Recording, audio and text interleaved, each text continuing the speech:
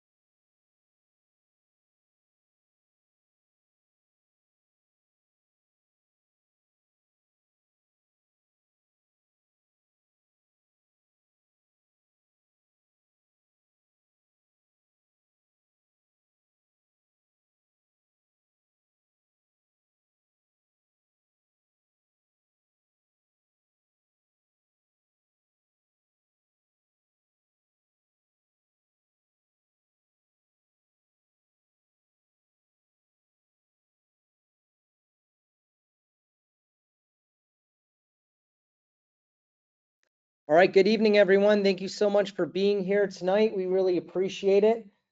Tonight, we're going to be talking about new construction and is it the right investment choice? Here at Marshall Reddick, we acquire, sell, or 1031 about 800 investment properties a year for our clients, and a large number of those are new construction. We've had a lot of experience with it, and new construction definitely acts differently, behaves differently, returns differently than resale properties. And there's pros and cons, and there's spots in your portfolio where it may make sense and spots where it may not. And so we're going to go over that tonight and dive into the pros and cons, and we're going to dig into new construction here and see if maybe it makes sense for you guys out there. A little bit about Marshall Reddick Real Estate before we get started. So we have been in business since 1979.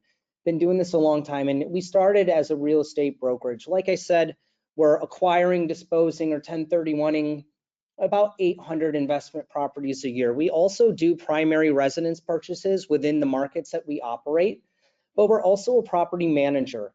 Today, we manage just under 3,000 properties, and we're adding anywhere from 1 to 2 a week at this point. So a lot of experience and a lot of coverage.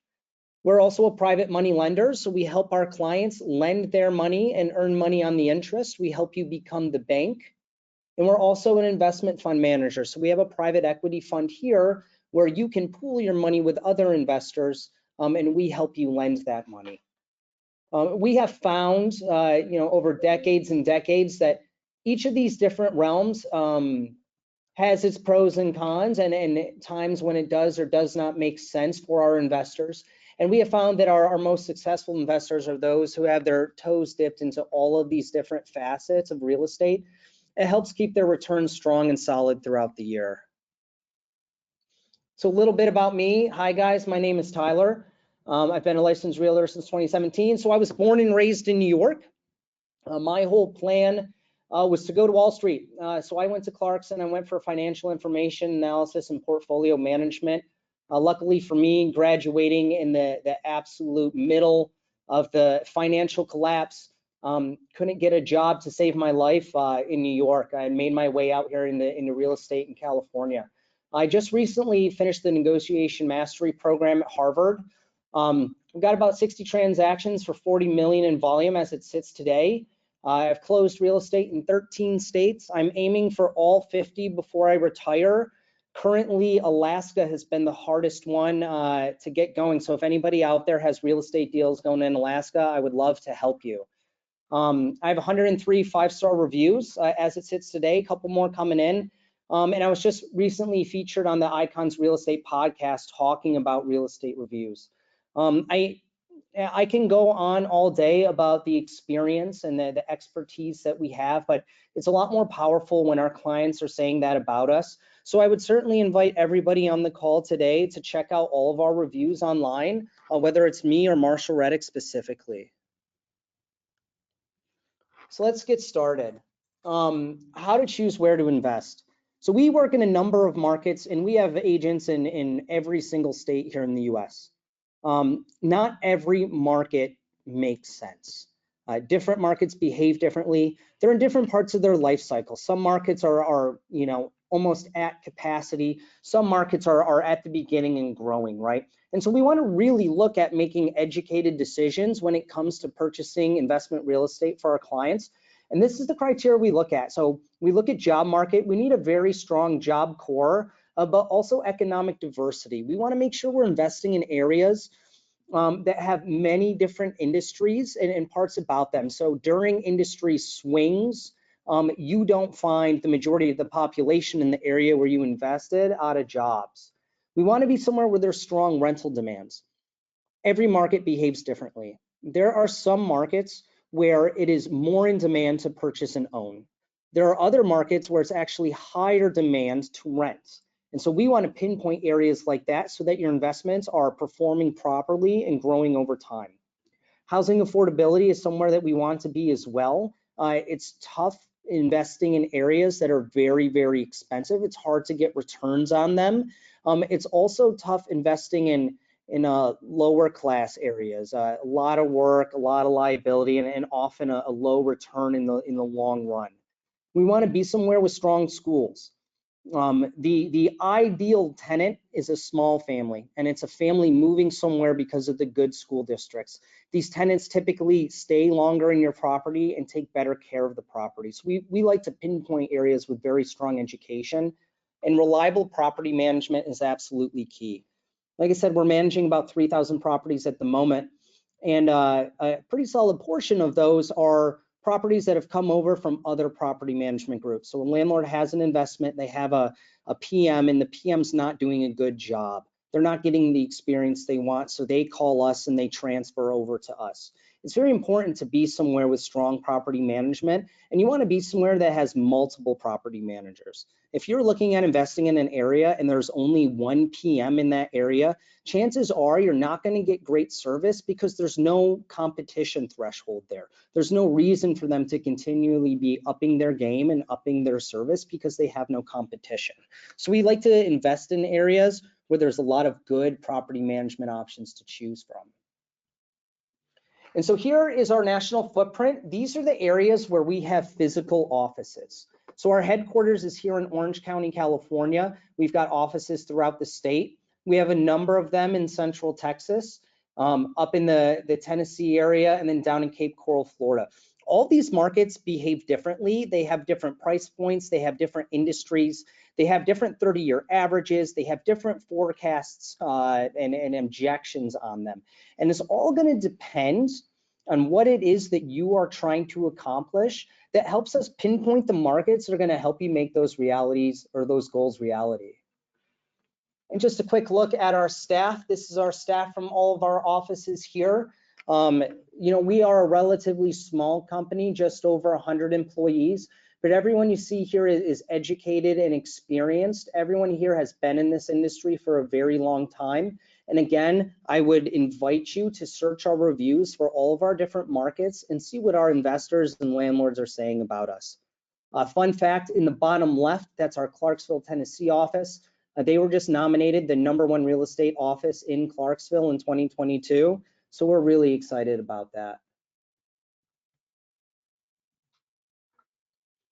All right, so what are we going to cover today? We're going to do an update on construction inventory. Inventories are moving quite interestingly around the US right now.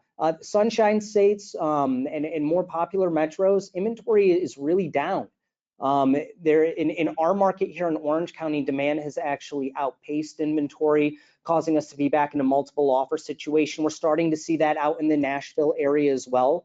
Other markets will follow as time progresses, but we're going to go over the inventory options. We're going to talk about how to set up your investment criteria. We're going to go property management. We're going to talk about neighborhoods that provide the highest returns. From street to street, your returns will behave differently. And so we want to talk about pinpointing areas that make most sense.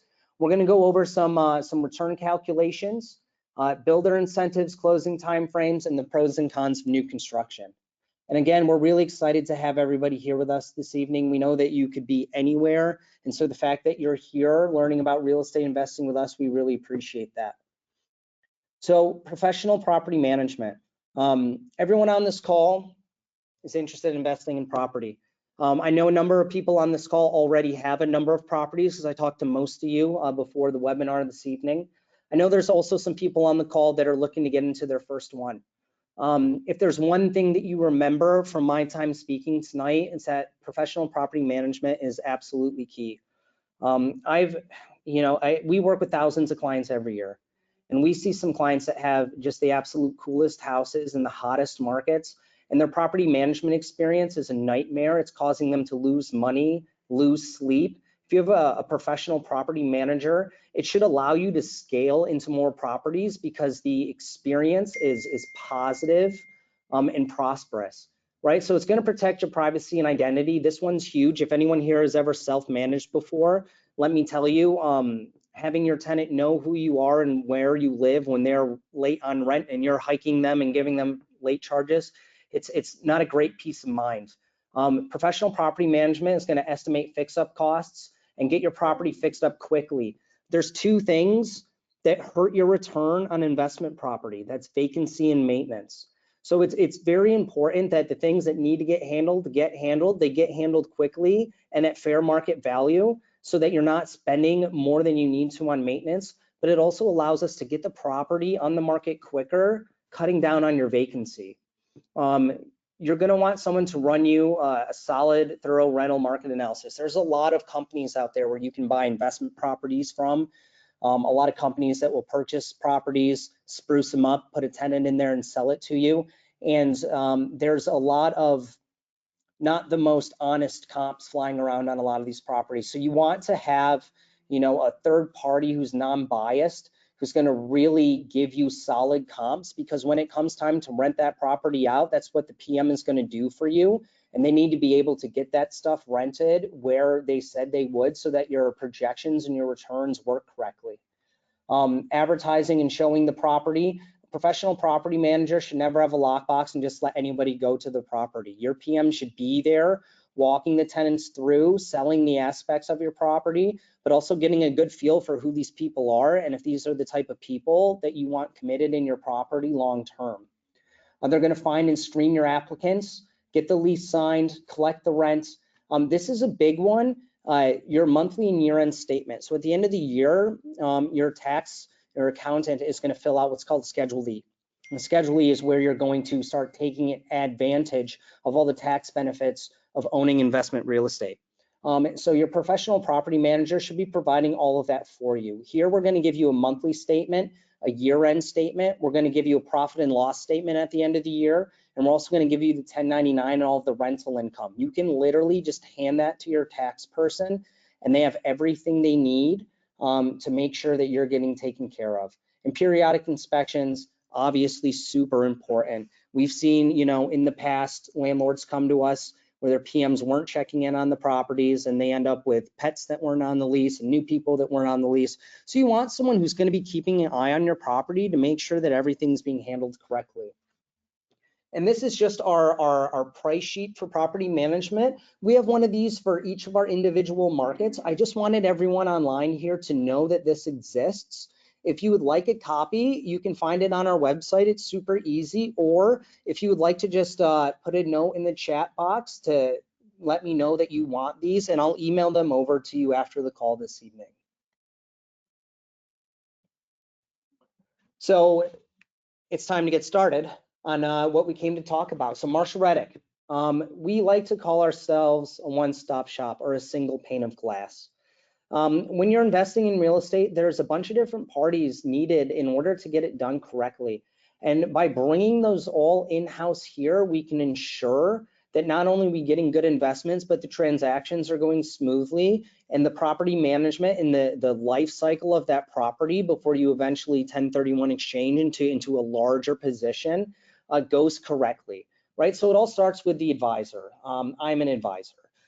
What we do is we have one-on-ones with you to determine what you're trying to accomplish, what kind of tools you're working with, what kind of time frames you're working with, and really understand which of our services and products and markets would fit your goals. And then we'll start diving into what those actually look like.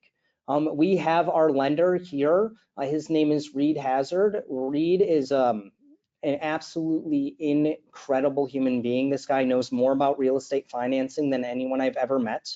When you are financing investment real estate, it's a little bit different than primary or where you're living.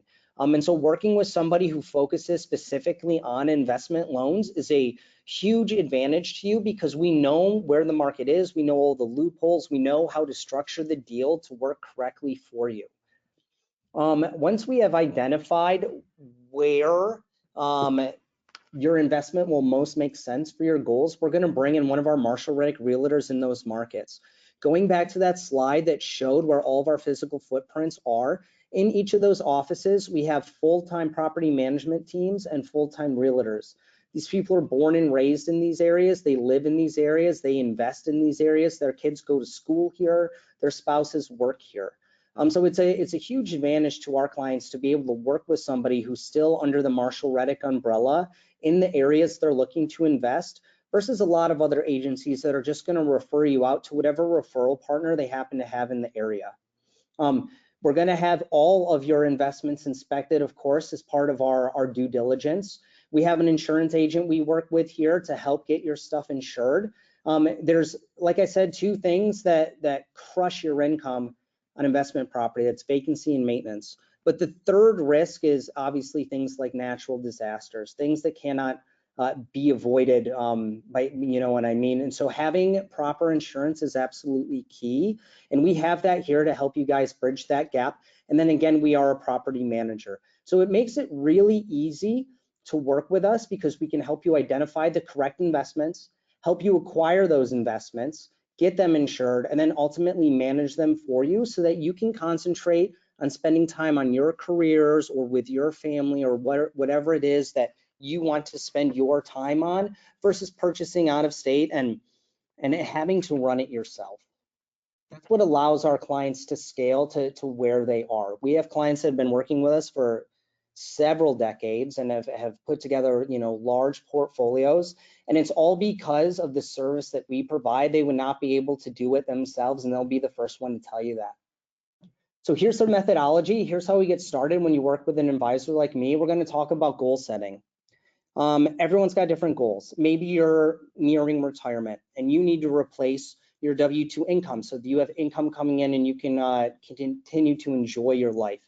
Maybe you are not in your retirement and you're not looking for income right now, but you're looking for a larger payout and appreciation play down the line. Maybe your goal is to get 5 doors by the time you're X age, right? We need to evaluate what it is you're trying to accomplish, and then we're going to evaluate what options are available that would help you accomplish that. Depending on appreciation plays, cash flow plays, long-term, short-term, different assets are going to make more or less sense for you. So we're going to evaluate what those options are. We're going to decide on a time frame. Time frame is huge. If you are in the middle of a 1031 and you have 45 days left to replace your property, we're going to be having totally different conversations than if you want to pick up 3 doors this year, new construction makes sense, and you can wait while they're being built. So we need to figure out where you are in your cycle.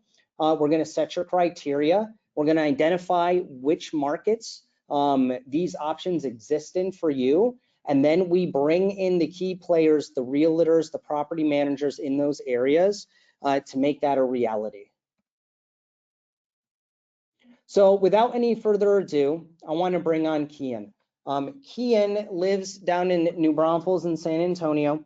He's been a realtor for a long time and has done a lot of transactions. Why that's important is Kian really has his finger on the pulse in this market. You know, of the hundreds of transactions he's done, you know, a majority, a large portion of them, I should say, have been new construction. And so over the years, he's seen all the good, all the bad, which builders you want to be involved with, which ones you don't. And so he's got a lot of value and wisdom to bring to the topic that we're speaking about tonight. And on a personal note, I was just out in Texas and Kian took me and my lady around looking at investment properties. And he really knows this area and all the key players. So it's a very valuable teammate for you guys to have if new construction is something that you think is going to be a good fit for your portfolio. So Kian, thank you so much for being here tonight. We really appreciate your time. Yeah, we're all excited. So take it away, buddy. Thank you. Thank you, Tyler, and I appreciate everybody coming today, and we're excited to share with you a lot of options and talk over new construction. I think it's a really unique time. So we'll get into a few items here, but just first, a little bit about me. Like Tyler said, I'm a realtor locally here in Texas. I have my broker's license. I do work for Marshall Reddick, and I have for 5 years now.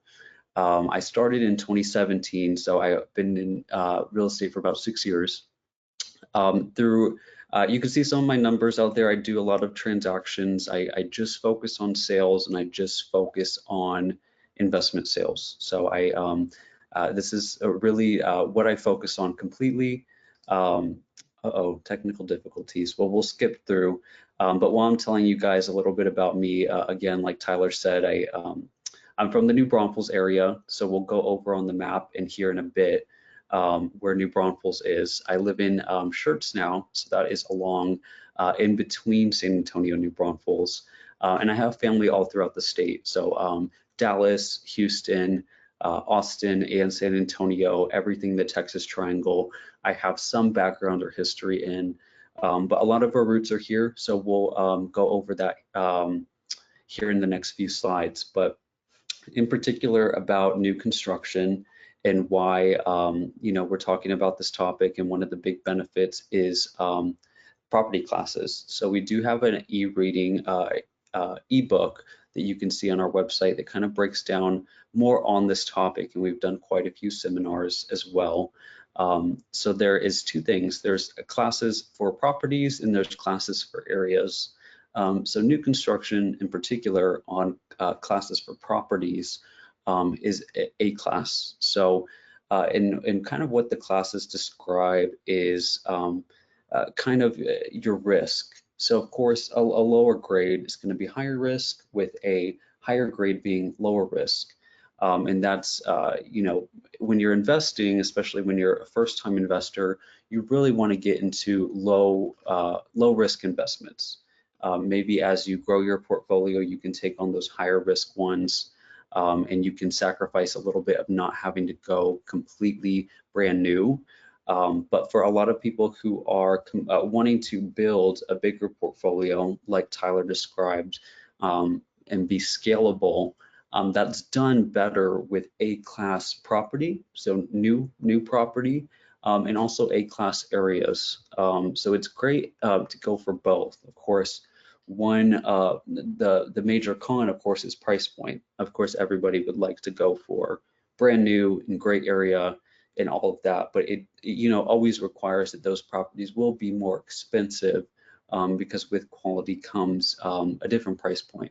So we'll go over some options. I just want to get that out of the way. So if you guys want to go look into that more, we do have a free ebook on the classes. And then as you go throughout our website, we'll mark properties accordingly really what Marshall Reddick strives for is A class, because those do perform better over time. In a different regard, properties that are pre-owned and maybe in good areas can outperform new construction as well. So there's nuance to it, and nothing about real estate is a complete algorithm. And that's why we as locals are here to kind of give you some more insight to that nuance. So here's some data on San Antonio and kind of the year over year for figures on appreciation. This is really important because, like Tyler says, not all the markets in the US are the same. San Antonio in particular, and we'll go over the map on what different job cores and what different area. But San Antonio in particular is military and medical based for its job core. And so that creates a lot of stability because we're always going to need medical, at least for the foreseeable future. And those jobs are very safe and they're very well paying. Military as well is also a very safe income. And these aren't usually as higher incomes as, say, tech or corporate business. A lot of business that is more tied in our state to Austin and Dallas. But in recession times, those markets tend to waver a little bit more. But in the highs, so if we look at kind of the COVID years of 2020, 2021, those markets won significantly more than San Antonio, but they wavered the most now during slight recession time.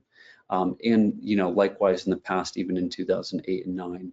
So these more affordable markets really thrive during this time. And if you're looking for a sense of stability in terms of area, again, there's classes for area and for property. New construction covers A class for area, but also getting into a stable, for property, but getting into an A class area also gives you the stability on that front as well.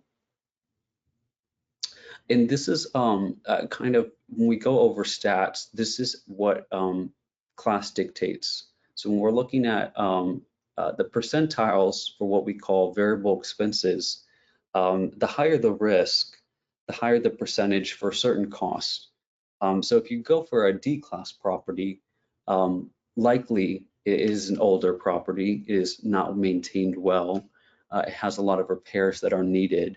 You can expect that you're going to have to eat more of that maintenance cost every month out of your rents. This is really important a lot of the times because those properties and those deals and with podcasts and off-market inventory, I see so much misinformation about properties cash flowing very well and buying up really cheap, crappy property. And what a lot of people don't build in is that variable cost.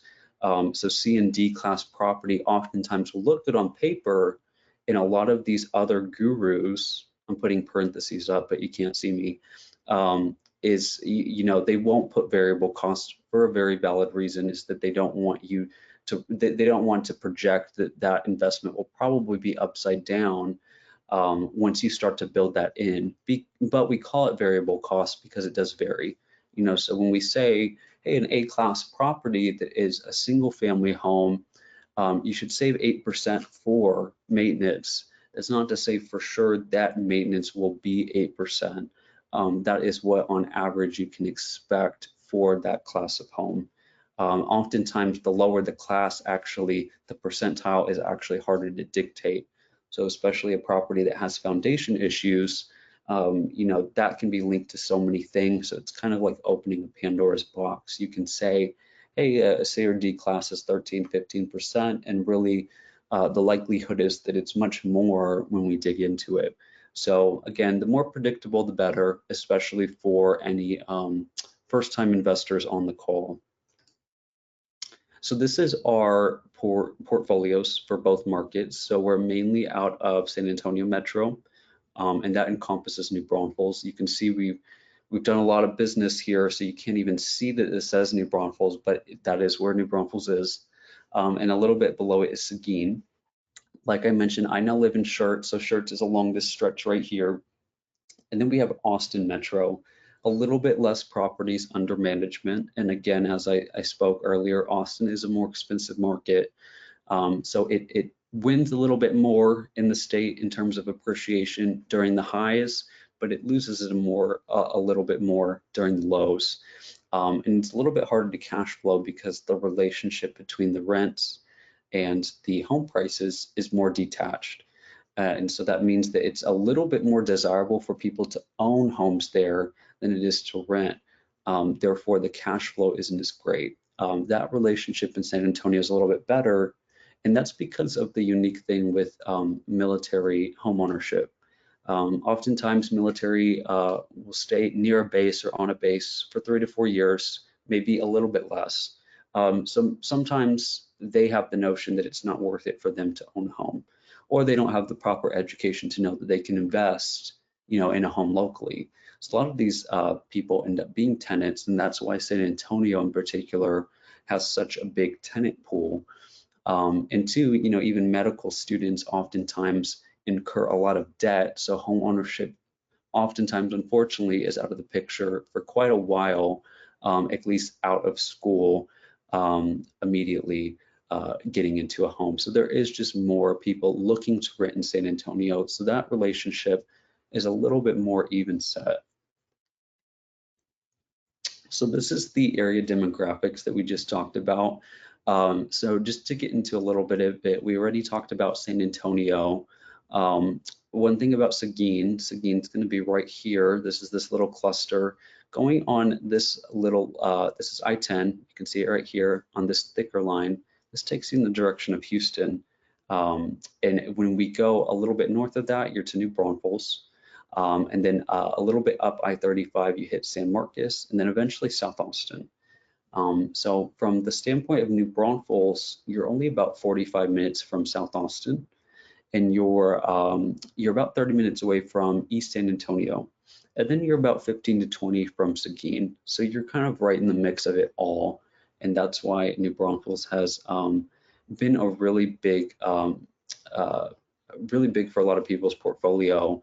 In the growth factor, rents have caught up, sales prices have consistently grown at a conservative, good rate. In a few of the Job Corps, really, New Braunfels doesn't have such a specific Job Corps, but it is very much surrounded by a robust Job Corps, and I think that's really what sets it apart. And it has its regular city jobs like teachers, like doctors, business owners, retailers, etc. But it is surrounded by, like Tyler's saying, a robust Job Corps. San Marcos has a pretty large student population. Don't quote me on this, but I think it's about 60,000 students are signed up a semester at Texas State. So that's next door, and we have a lot of professors there that sometimes, are renters. Bastrop just approved 2 major developments. One was a film studio that will be home to Netflix, I think Paramount, a few others, and that will be the biggest in Texas. So that will be done by 2025. And then they also just okayed the biggest, what's going to be over 55 community there. So Bastrop is a little bit south, I guess you could say southeast of Austin. It is over kind of where Tesla in the airport is, a little bit further out, but that is one Job Corps that's kind of moving in that direction. And then a little bit up, you have tech spread all throughout Austin, but more in northern is where you kind of have the concentration of a lot of the big regional offices for what I would call high tech, which is Apple, Google, Microsoft, a lot of the big names.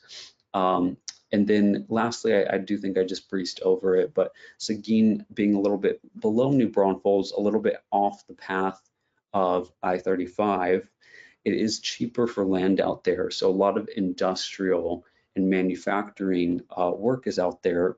And I say the land thing because land is cheaper, these offices and these spaces are very expensive to build, but with the land being cheaper, they're able to move in more of that work there as opposed to I-35 where so much of that growth is. But the good news in terms of investing in an area like Seguin or even close quarters like New Braunfels and Schertz is that there's a lot of blue collar workers, and blue collar workers do have a higher rate of being in the renter pool than being in the homeowner pool.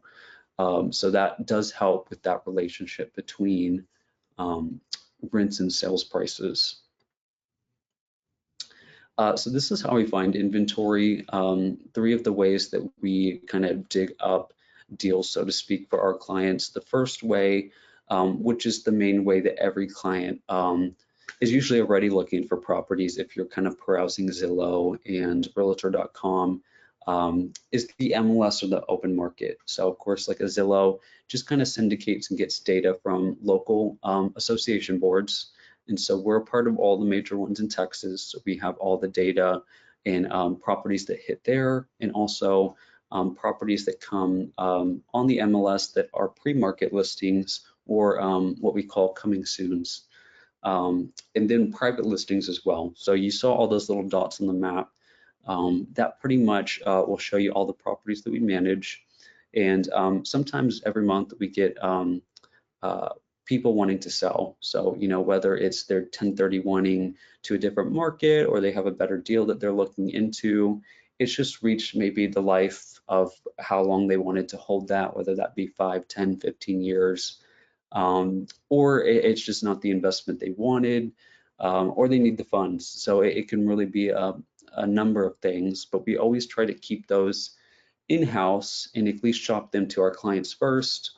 And so we do get those deals from time to time, and they it varies. Sometimes they are on the lower end of a good, they're a good deal, and the sales price really coincides with what a lot of clients are looking for, and sometimes it is on the higher end. So private listings doesn't always mean you know, scores and great deals, but we do get that inventory from time to time. And being we manage a lot of, you know, single family homes, duplexes, fourplexes, that's added inventory for you to look at that can definitely be helpful in your search. And then we also do have builder relationships. So through working in this market for years now, we've come to work with quite a few builders locally, builders on all ends of the spectrum. So smaller builders that are just building a few homes a year, middle-sized builders that have a few developments going on, and national builders that are mostly in every market, like Lennar, DR, Horton, Pulte, etc. So we've come to know the ones that price really well, ones that have good work ethic, ones that don't, ones that have great incentives, easy to work with, easy closings, ones that are complete messes, have horrible warranties, etc. So that's what we're here to do, is point you in the right direction. And what sets us apart is we, you know, I don't want to say we assume the burden. I mean that in a good way, but we take over management after you close. And so we have to see through on our promises, and we don't want to sell crap, because it all comes around, right? And we work under one office, so it's not, you know, property management's in a different state or they're in a different office. Those people work right next to me, a few feet away. So I'm not in the business of selling crap property and getting yelled at and hated by numerous people. So that's what we're here for, is to make sure that you get a sound investment, and that, you know, we see it to the end, you getting that first rent check and having a good consistent income and increase through the life of that property. Pros and cons of new construction. So you know, there obviously is a lot of pros that I've already talked about, but there is a few cons. Construction, you know, one of these things, and I'll go in my tips later, that one thing I tell clients is that you either want to be the first in development or the last in the development. And it's not, you know, obviously I saw tons of properties that are in the middle of a development stage. So they're either physically in the middle of the neighborhood, or they're in the middle of that plan for that development. And so we do that, and those still are equally good investments. But if you can jump in on the start or on the end, that's always better. Start, because literally in the start of a neighborhood, you know, a lot of builders at least will start at the front where the entrance is. And so you'll be a little bit away from construction as it continues down further away. And that can just help noise, rentability, all of those factors for the tenant. And, you know, developments can go on for anywhere from 1 to 5, even I've had developments go on for 10 years. So that is important, I think. Last phase is really good because construction is wrapping up for the whole development, and really once you close with a few other homes in that cluster, all construction is done. So it's a complete neighborhood and it's all ready to go, and no more construction vehicles and dirt and all that mess. And that's always helpful. So, we have quite a few developments that we'll share on these slides coming up that will kind of be in that first or last kind of sweet spot. But one downside is that construction can be going on for a while. And as people get kind of more familiar with the area, that will be good, but sometimes it does take people a while to get familiar with that development. There's not the established trees. Sometimes it doesn't come up on GPS for a while for some people. So there's just that, not really a deal breaker. Again, we sell middle developments all the time, but just something to keep in mind. They can be a negative. Sometimes in these developments, especially in this day and age, certain price points and certain types can get oversaturated. Some neighborhoods, some developments can get oversaturated with investors and with funds and rights. So these are conglomerate companies coming in, and a lot of the talk on the news now is companies coming in and buying half a neighborhood or 10 properties in the neighborhood, whatever it may be.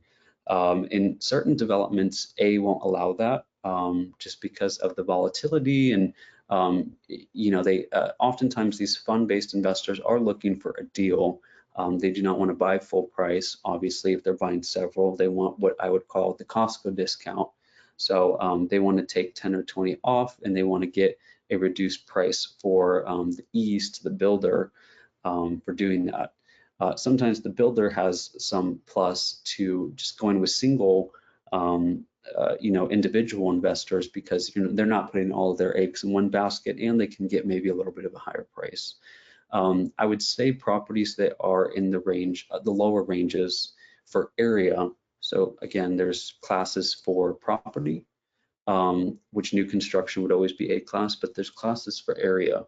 So classes for new construction in B to C class areas are going to be really where fund-based investors live. They love those areas because they're cheaper, very cookie cutter homes. They can get them up, rent them out, and they work for their numbers. And that's what these funds have to do. They have to make numbers for their investors. Some of you may even be invested in some of these. I have a little bit of money in, say, Fundrise. So that's kind of in the vein of what I'm talking about. And so and why it's bad for you as an individual investor is that you want to drive up rents and drive up home prices. Part of that is creating a crunch. So you do not want to be in an area that is a majority rental, tons of rental property, especially in a single family home development. You really want to be surrounded by primary home ownership and not just cheap cookie cutter, high yields, fund properties. So a lot of these will be kind of more in the A-class areas, which are more expensive and less cash flow, and that's why usually funds start to shy away from that type because it doesn't fit the metrics of what they want for cash flow, for returns, and so you kind of don't have as much, say, competition in those areas. So another con to look out for, I do get clients all the time that send me the cheapest new construction that's out there in the worst area: bad schools, bad crime, bad builder, and 80% of the development is rentals. And I don't side with that being a good investment, in my opinion. Some of the pros. So warranty coverage, when the builder provides good warranty, it is pretty hands-off. So for a lot of these ones, it'll be a 10-year warranty, and it's 10 years staggered. So the 10-year is usually on the foundation and structure. 5 years will often be roof, electrical, plumbing, and then you usually maybe have a 3-year on the heater and the AC, and 1 year on the appliances, so dishwasher, fridge, etc. And so that makes it a pretty safe investment overall to having a lot of coverage over big ticket items, especially a lot of people plan to hold these oftentimes just for 10 years. And it's not that at 10 years the foundation is, going to fall apart. A lot of the times, and another thing that I have here is a positive is that a new construction is up to current city builder codes. New Braunfels in particular is, in a lot of Central Texas, is clay soil, so it moves a little bit, and so both all local city ordinances and builders alike have gotten better at fortifying foundations, but older property, especially in areas that are kind of worser type of clay, and then also with the practices of how they were building foundations at the time, it's very volatile and it can be a ticking time bomb. So at least you have the peace of mind of knowing that they're building them a lot more secure now, and they're building them to last. And you have the warranty coverage as protection. But again, even if you were planning a 15-year hold, it's not like everything busts at the seams at 11 years. It just means that you have more peace of mind for the 10, but you can expect that foundations that are built today are built to last. Tenants having peace of mind. So not only are you going to like that it's new, but your tenants are going to like that it's new, because tenants, regardless if it's your fault or not, oftentimes can have a mistrust sometimes for property managers. There may be one in their life that just rubbed them the wrong way and was unprofessional and broke the law, and the property was old and they didn't take care of anything. They have the added assurance and willing to pay more for the property that they know is brand new and everything has warranties. And people are willing to pay more, and they're willing to lease those quicker or get into them quicker because, again, they like the assurance as well. So we not only see on the front of the buyer, but the person living there as well, the tenant. Builders are usually more desperate than personal sellers. I work pre-owned deals and I work with builders. And for builders, it's a business model for them. It's funny because not a lot of people remember that building houses is a business. It's not like builders are public servants. So they're there to make money. And oftentimes when times are slower, they have to work with the market to get rid of products so they can continue to build and do what they do best. Sellers, on the other hand, especially sellers that are occupying the house, they don't have to, oftentimes they don't have to bend. So you'll have stubborn sellers out there even to this day, and clients come to me and ask, hey, in this market, what can I get right now? Can I get 10,000? Can I get 15,000? And I always say the sentiment of every seller is different. Builders are more consistent because every builder, again, is in the market for business. They got to move product, just like someone who, a restaurant owner or anybody else who sells a product online. Whereas a personal seller, sometimes, especially if they're even living in the home, they'll just say, I'll just wait this out. And there's some sellers that in the rational thinking of their mind are they're ready to go. They're going to list for a hot price and they're going to soak up all the offers. And there's some that are still living in a year ago that want the highest price possible, and they will sit on the market for 2 years or however long to get that price. So there's not a one size fits all answer to that. But I can say builders are more cooperative because they have a business model. They have infrastructure, employees, all those things they have to keep paying for. And, with that reason, you have more consistent incentives amongst builders right now. City inspections. So with all of these, you have a right to a third-party inspection. So you can have your own third-party inspector, go out to the property. And for a lot of these, you kind of have a little bit of comfort with the appraisal, because especially with the duplex or single family home, where a similar model has already closed recently, that one's already closed, you know that yours will appraise because they're the same product and a builder is selling consistently, usually the same few floor plans within that development. So you have some security in knowing that, whereas with pre-owned, sometimes if something in that neighborhood has not sold for a while, we have to be a little bit wary about maybe where that appraisal will land. And we can do a lot of math and guesswork to pinpoint that, but it is just that, it is just guesswork. A lot of that guesswork is alleviated, and that can give you a little bit more peace of mind with construction. So this is a cheat sheet. So if you're looking in new construction, and if you are working with me and my team, this is kind of a little bit of the list of things that we look for. Again, I love being the first phase of the community or the last phase. And that's just first of the party, last of the party. That's, I guess, one way that you can put it. It has a lot of benefit, both on the front for your tenant. They'll like that, and just the construction phase, and kind of the noise aspect of construction. And also too, I always see that builders are a little bit more anxious to start a community and get some, sales on the books for them. And then, so they're more willing to work maybe with incentives. And as you get to the thick of a community, oftentimes incentives start to get drawn back a little bit. And then likewise, not so much on the last phase. Sometimes in the last phase, as you get to the last few, the builder is actually even worse. They only have a few left, so supply and demand, there may be less incentives than usual. Definitely being to the first is a positive.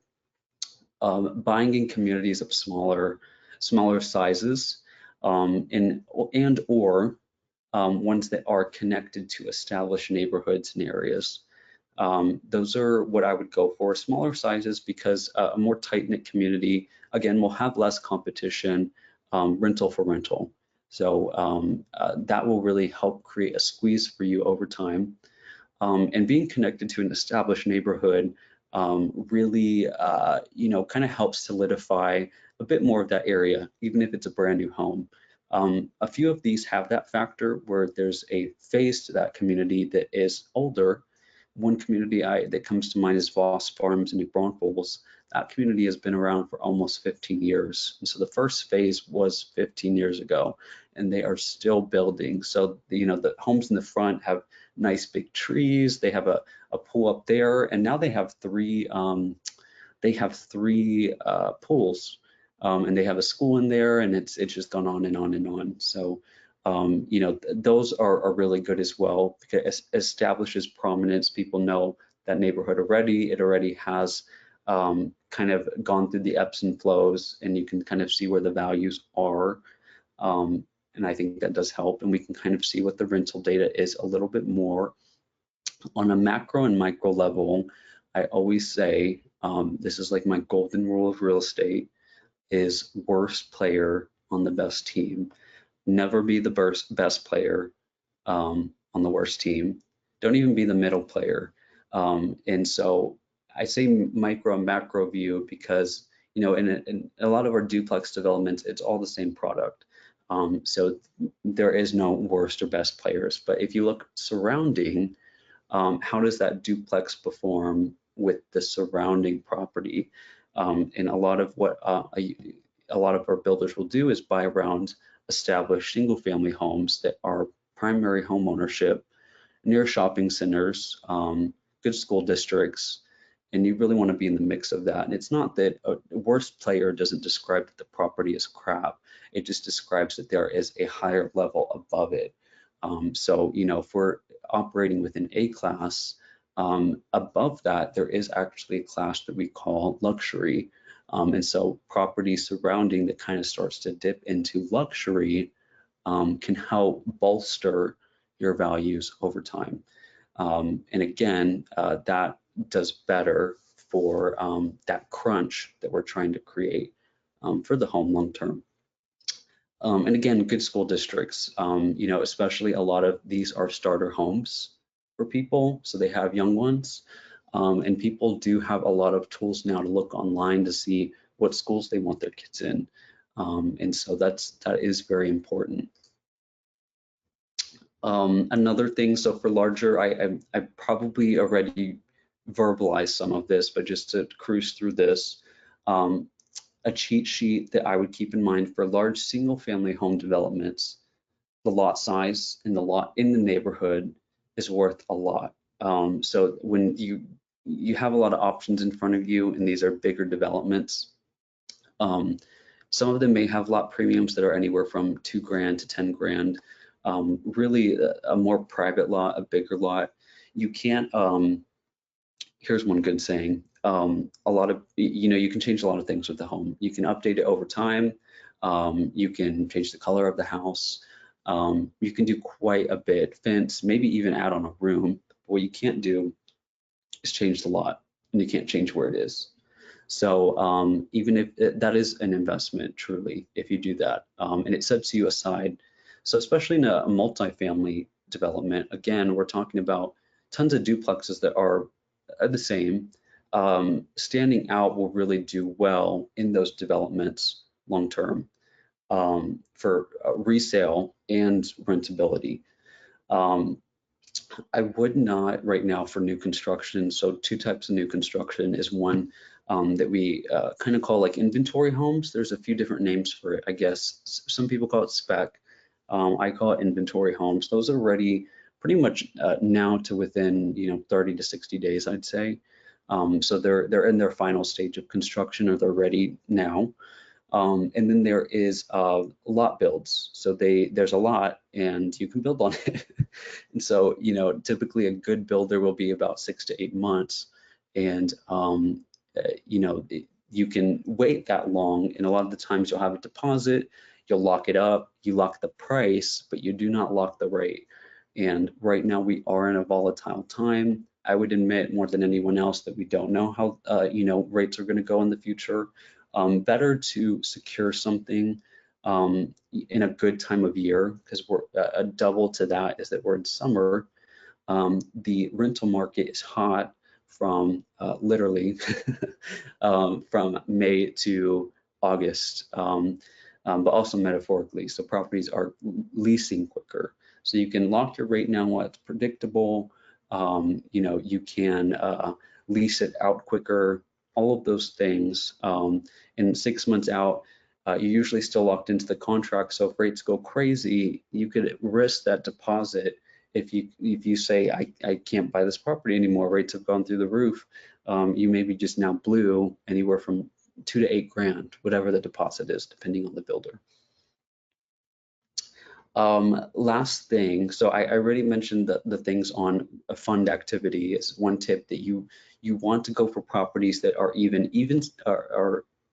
even set. So that means, the property has a little bit of good cash flow. It pays for its expenses, maybe, and a little bit, and or properties that are closer to break even. And those oftentimes, when I'm observing the numbers for A-class areas, is what you can expect. Once you start to go to B and C class areas that for new construction, it's more you're more in that territory for fund buyers. And for single family home developments, I always look and prefer 70% primary home ownership. And there's not a lot of ways we can 100% confirm how many rentals are in a neighborhood. That's not public information, but looking through a rental report, so when we pull the data of what that area does for rents and how many in the days on market, we can really see how many listings have gone, how quickly they've gone for, and that can give me some guesswork as to how much inventory an area sees. So again, I won't ever really know if a development is exactly 70% primary home ownership, but I will get close in observing the data. Too much rental activity doesn't create the right demand long term. So if you have too much competition, especially in a single family home development, that doesn't create the right crunch. And for multifamily developments, again, because they're mostly going to be investment properties, so it's a little bit of a different set of rules. Is you want smaller communities, small to middle-sized communities near shopping centers, main connection points. Also, the build is important. We'll get to that in a second. And again, if you can get a special lot in one of these multifamily home developments, that helps you stand out, because for a lot of our duplex builders, it's the same thing for the property. So the way you can really unique your property and increase your desirability in your home prices long term is to get that lot. And so it's really important, even if it's $5,000 for the lot premium, that goes a long way long term. Sweet spot for size. So we're looking at, for single family homes, you want to stay between 1,400 to 1,800 square feet. We shoot for 3-bed, 2-bath, 2-car garage. Even better, added plus is 4 or 5 bedroom, because that will be a higher price point, but that will there's less rental activity for 4 or 5 bedrooms. And in the stage of COVID and us trending towards artificial intelligence and more at-home work, people value that extra space. So sometimes it's shooting in single-family homes for the extra space has actually better cash flow, but it's going to be more expensive on the purchase side. So, but it does go a long way. Shaded patio, more character with the brick and the stone, 3 sides. It's also a little bit helps maintenance preventative to have the brick and stone as opposed to hardy plank. Kitchen islands, that's kind of a thing that's dying with builders, but you know, usually for what it costs, it goes a long way as well. And walk-in closets. For multifamily homes, 1,200 to 1,500, it can go a little bit smaller because that's the expectation of the market with duplexes and fourplexes, but we still shoot for 3-bed, 2-bath. And 2-car garage as well. That usually does really well. And then bigger lots, in lots, like I said, the lot is really important. If you can get an end lot, a start lot, a cul-de-sac lot, all great things. Sprinkler systems, that's really good in maintaining kind of the curb appeal. And one that's connected to or adjacent to a single family home neighborhood, again, that really helps with the worst player on the best team. And this was a little bit more that we were talking about. For Joseph Circle in particular, this is one development that we have. You can see how you're kind of in the mix of things. You're near large, diverse job core, near the highways, large markets all nearby. You're right in the center of everything. This has been one that's really good for us. And it was about only 24, 25 duplexes. One word, scalable.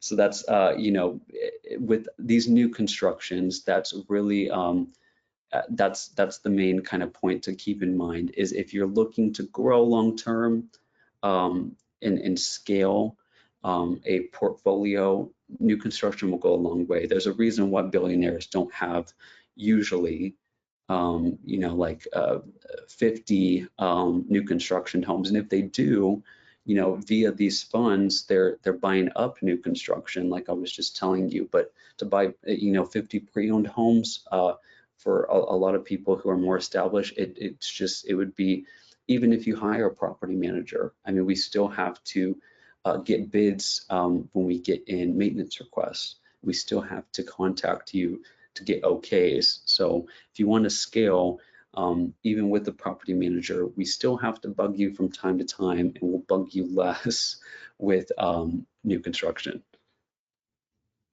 This is a few developments that we have upcoming.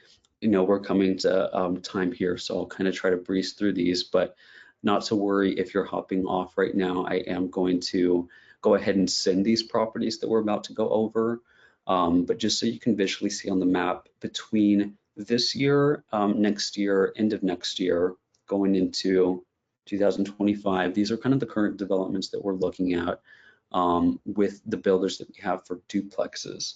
I have kind of a separate map for single family homes if that's something that you're looking for instead. Of course, I'll have you connect with Tyler and we'll look into some of those options as well. So this is Sydney Cove. This was the one that we just saw in the mix of everything near New Braunfels, near San Antonio. So as I mentioned before, this is kind of the cash flow that you can expect with 30% down. So this top bracket is going to show you how much this investment cost with a down payment. and we have a calculator. So if these numbers are different for you, we can always tweak these. This is, about $180,000 for this investment with closing costs. With the rents, and these are fixed expenses, so these are all your monthly responsibilities on the home. You're at about $460 that you're making on this property. One good thing though is we do free property management for a year as incentive with this builder. So you're saving this $256 at least for year one. And a lot of people say, well, for year two, that's going to kick in, so that sucks. But you'll have your first rent increase by then. So it is kind of a flush. So year one and year two will almost look identical because you'll have the fee kick in, but you also have your first renewal. So that will really even out for the most part. Typical rent increases that we see are anywhere from 50 to 125 bucks at this range that you can expect. So usually 60 days prior to the lease ending, we'll reach out to you and kind of see what strategy you want to go with, if you want to go on the conservative end or on the higher end. With the variable cost, you can see here you are in some negatives, but another plus is that we have these leased usually prior to closing, or we'll cover the leasing fee for the property. So this $110 also is off the table as well. And if we lease it before closing or kind of right after, you're covered as well on this $319 that you typically would save, or sorry, have to, spend. And one thing with these duplexes, especially if you're buying in the summer, we have a wait list for a lot of these communities. So you're going to have a very small vacancy. And with a lender, oftentimes one good plus is that they usually paid through the first cycle. So if you close May 15th, you probably won't see your first mortgage payment till July 1st. So that first time in closing, you kind of have a runway or a freebie for vacancy that you won't really feel that first mortgage payment. And we will probably definitely get at least before that first one hits. So you won't feel this hypothetical 8% that would be, what you save for a vacancy. These are a few of the pros of the community. Again, and I apologize that we're running over time here. A pro that it's a smaller community. It's surrounded by single family homes, ranch property, luxury property. These are the only multifamily homes in Schertz and Cibolo, and I love them. I mean, we're almost sold out. The ones that we have are for October and December at this point. So that is a harder time of year, but we've leased these out even in, we had some close in January and they still did good. And so we only have a little bit left in this one. The bigger model that you're looking at is 575. The smaller model is 545. I don't think we have any left of the smaller model, but if you are interested, we'll send you that inventory. It's a top rated school district. And I put 5 duplexes here. I think we have less at this point from when I created this slide. So, and it has a unique build. So if you've been with us for a while, or if you've seen a lot of our slides, we typically have a pretty consistent product that the builders sell, whether it's single family home or duplex. This kind of is a little bit different than usually what we see style wise. So I do like it for that reason too. I won't get into this slide just because of time, but I want to show you some other ones that we have. So this one's in New Braunfels. Again, great area. This one is another development that is connected. This one is not just surround single family homes, but is connected through the street to single family. Proximity factor, it's really close to downtown, really close to I-35. It is smaller in scale for the first set, so it's 30 duplexes. And this one is the 3-side brick and stone. So again, a little bit easier on maintenance long-term, and I like the character and curb appeal of it. This one does cash flow a little bit better. You can see the stats are actually correct on this one. So you have the leasing fee covered, you have 0 for the management fee. So this is more of what you can expect for cash flow, and this is at 30% down. We only have a few for August left, which is a great time to get in, especially in an area like New Braunfels. So another good opportunity. And then this one is Jefferson Place. This is a first phase community. Again, I love first phases because you get better deals during that time. These ones are already leased out right now. So the builder completed construction last month. We leased them. They are for sale. We have, I believe, one contracted. Maybe we still have two available. This is right next to Texas Lutheran University, a very private university. And so we do have a lot of students there, professors. We typically don't lease to students, but in an expensive private university, we will take a co-signer who has good credit and good income, and that will really cover you there as well. And there's tons of manufacturing jobs. Tesla just announced a plant in Seguin, so that's going to be bringing a lot of jobs in. And with this one, you get to save more capital. So this has the best cash flow.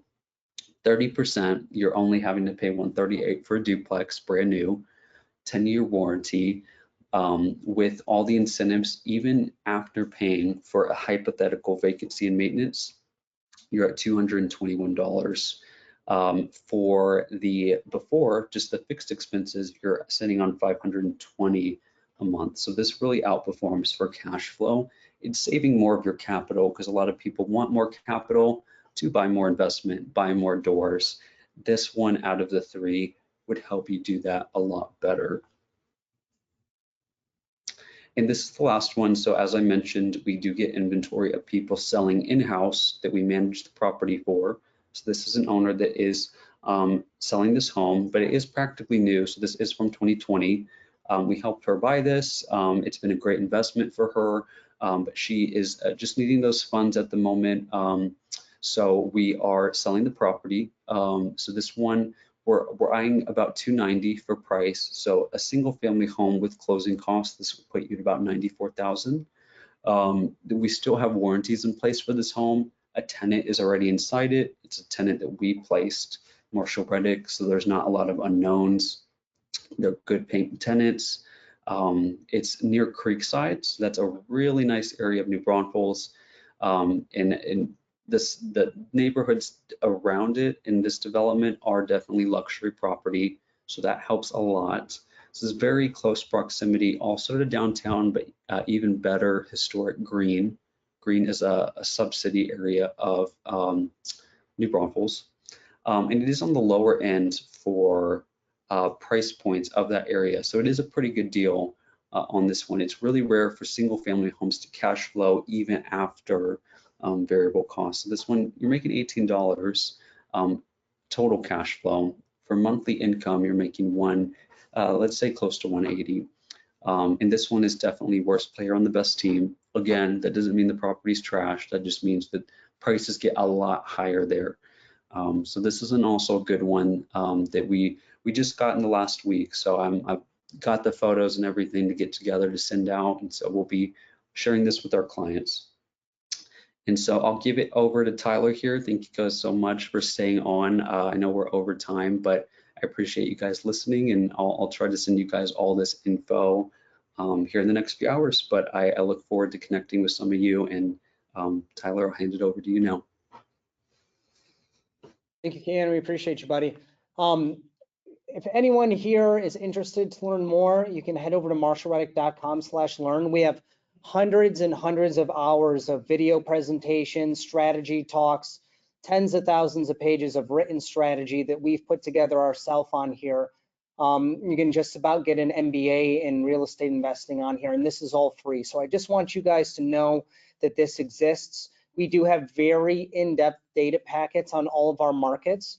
And I saw some people requesting some stuff in the question section. As we are running a bit over, I'm just going to follow up with everybody personally here after the presentation. But if there's any of this information that anybody wants, please just let me know and I'll make sure to get it right over to you.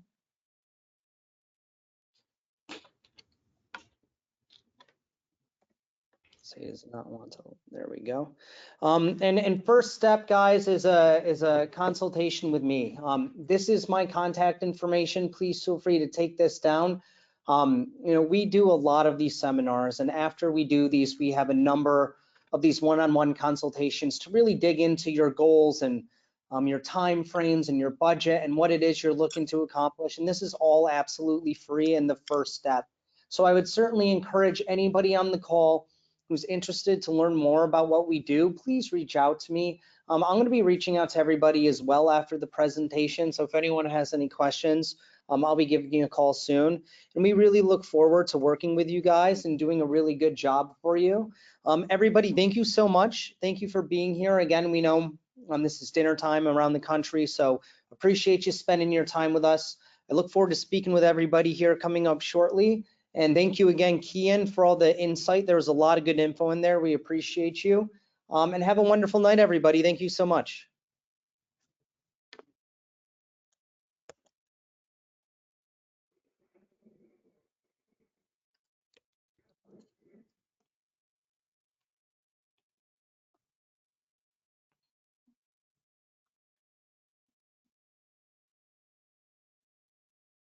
Come on, baby girl.